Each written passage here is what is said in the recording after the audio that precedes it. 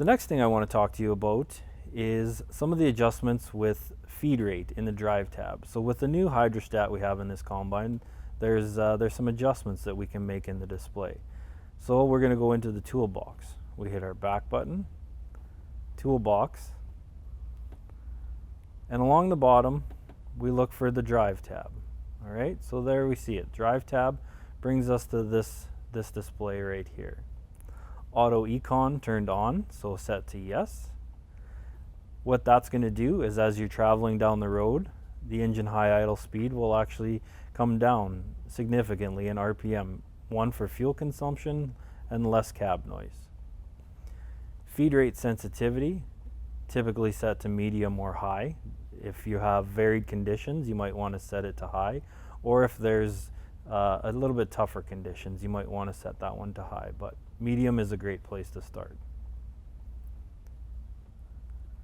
If we scroll to the bottom, you're going to see two settings, high range max and low range max. So basically, when the combine is set in low range, we can set the max ground speed.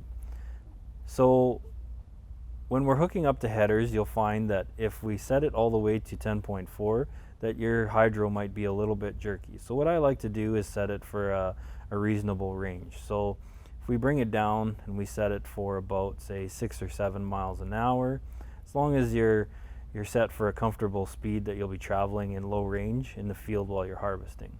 So set for 7 miles an hour gives you more adjustability on the hydro handle when you're in that low range.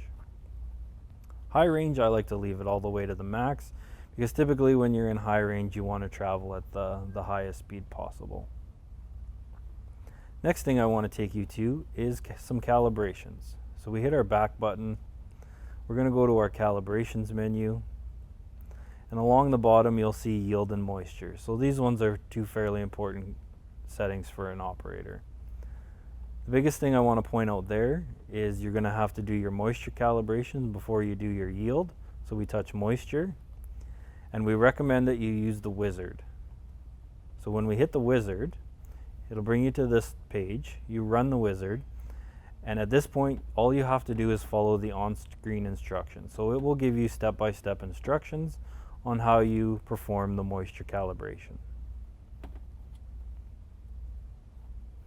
When we toggle over to yield, same thing. You can see it looks like a similar page. We use the wizard, run the wizard, and it will bring you through a step-by-step instructional on how you do the calibration. Back to our run screen, we hit run, and we're back to our main page.